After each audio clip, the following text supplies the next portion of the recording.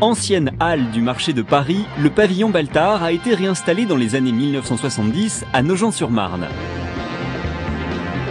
Ce lieu mythique est désormais un espace culturel et depuis 8 ans, ce monument historique accueille la plus importante manifestation féline de France. Plus qu'une exposition, le Baltard Feline Show est un véritable concours de beauté international où les chats de race et de tout poil s'affrontent. Une vitrine alléchante pour les éleveurs, mais aussi pour les 20 juges venus du monde entier.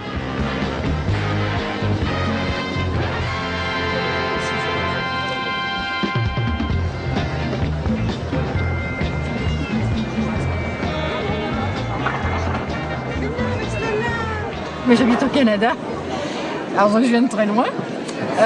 Mais bon, Baltard c'est mythique, la salle est magnifique, c'est splendide, c'est beau. Le show est formidable, je crois que c'est le plus grand d'Europe et en plus il y a toujours beaucoup de monde. Vous allez voir, cet après-midi ça va être plein à craquer. Ça va être extraordinaire. Pour décrypter ce langage pour le moins abscon, nous donnons notre langue au chat. Et c'est Janine, la fondatrice de l'exposition, qui nous vient en aide. Chaque chat est jugé en best variété, dans leur variété.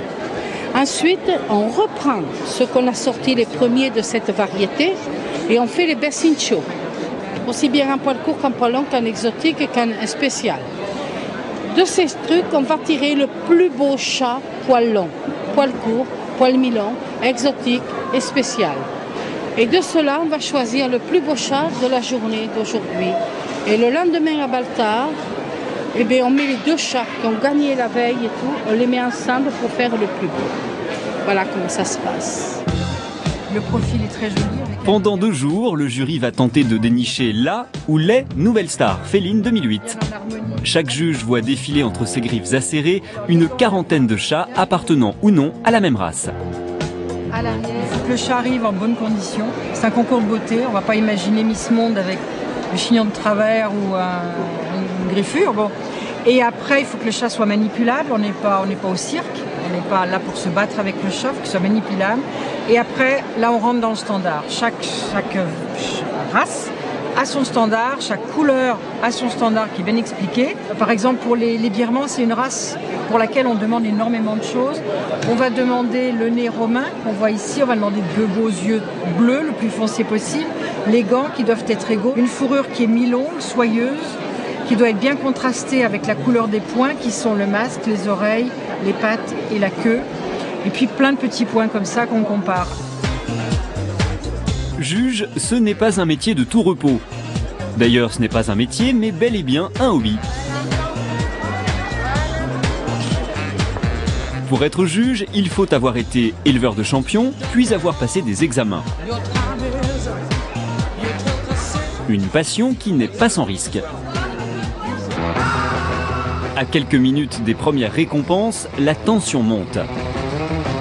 Chaque éleveur, en fin stratège, fait tout pour que son compagnon soit le plus glamour possible. Pas question que le carrosse de Cendrillon ne redevienne citrouille. L'attente avant d'être jugé, c'est stressant ou pas? Ouais, surtout quand il y a du retard.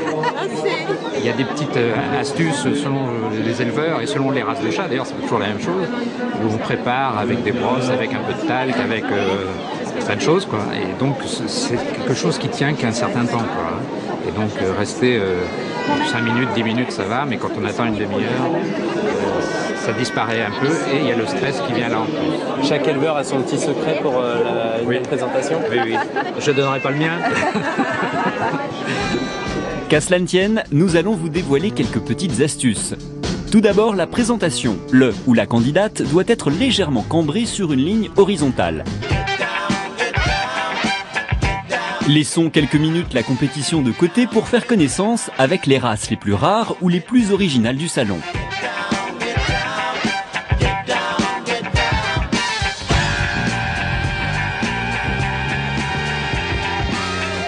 Notre coup de cœur, le cousin de l'abyssin, que l'on nomme à tort le Somali.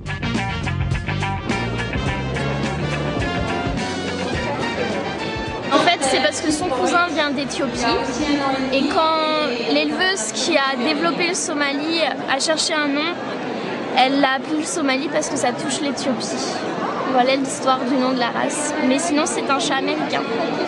On l'appelle le renard d'appartement à cause de son look très typé sauvage. Mais il va avoir une très belle queue touffue, comme les renards, et une collerette qui va se développer en dessous de la gorge, qui fait un petit peu petit lion. C'est très joli à voir. Place au plus fauve des chats du salon, le Bengale. Cette race a été créée de toutes pièces par les hommes, c'est-à-dire qu'on a pris différentes chattes d'autres races ou même des chattes de gouttière qu'on a croisées avec un mini léopard asiatique. Donc on a obtenu des hybrides qui étaient très beaux. Le rêve d'avoir un félin à la maison avec un caractère de chat. C'est pas un chat qui est agressif, au contraire c'est un chat qui va naturellement venir vers les autres, aller vers les autres. C'est un chat qui est très vif à la maison, qui est très curieux. Il a un comportement un peu de chat-chien, c'est un chat qui va vous suivre partout, qui veut vraiment faire partie intégrante de la vie de famille.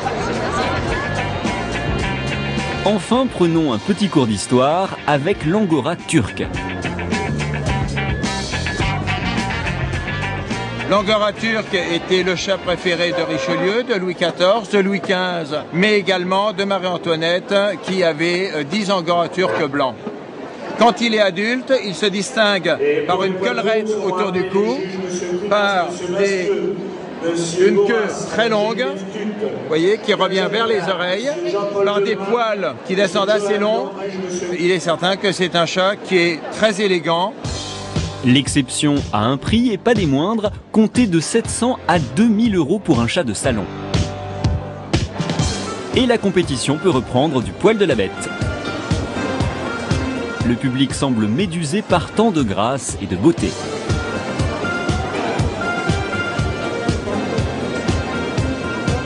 L'ambiance est bon enfant, à croire qu'aux âmes bien nées, la valeur n'attend pas le nombre des années. Faites pas de bêtises, hein. Singapura. Plus beau chat de l'exposition, poil court. Bravo Burmise, prenez votre coupe. Il s'appelle Winnie. Il a 3 mois, il va bientôt avoir 4 mois. C'était quoi comme prix? Le plus beau chat à poil court. De tout le salon? Oui. Je suis vraiment très contente de l'avoir gagné. J'ai rencontré les grands-parents. Maintenant, je rencontre les parents et je rencontre les petits-enfants qui commencent, comme la petite du Singapura, à amener son chat. Dans 10 ans, cette gamine, elle sera éleveuse. Voilà, c'est ça que je vois. Je vois que c'est une passion qui se passe d'un aux autres. Qui sera la nouvelle star féline 2008? La finale oppose 2 persans, la race considérée comme la plus prestigieuse. Plus beau chat pour aujourd'hui et pour les 2 jours, le 873 Alexandre Neves. 10 voix contre 5. On va prendre tout de suite. C'est un Brown Bloodshed Tabby, c'est un persan qui a 2 ans et demi. Et franchement, c'est un super chat, câlin, vraiment gentil. C'est pas parce qu'un chat gagne qu'on l'aime plus qu'un chat qui gagne pas. Moi, c'est au niveau affectif, au niveau du caractère. Mais lui, c'est un amour. Voilà ce que c'est Baltar. C'est l'amour des chats. C'est l'amour entre éleveurs. C'est cette guerre qu'il faut éliminer des éleveurs qui... Bon, il y a des éleveurs par amour, il y a des éleveurs pour le business, c'est tout. Et moi, j'aime pas le business, je préfère l'amour. Et ceux qui viennent sur le podium, ceux qui me suivent en général, ont les mêmes envies que moi. Et avant que Baltar ne se vide, laissons le mot de la fin à nos stars du jour.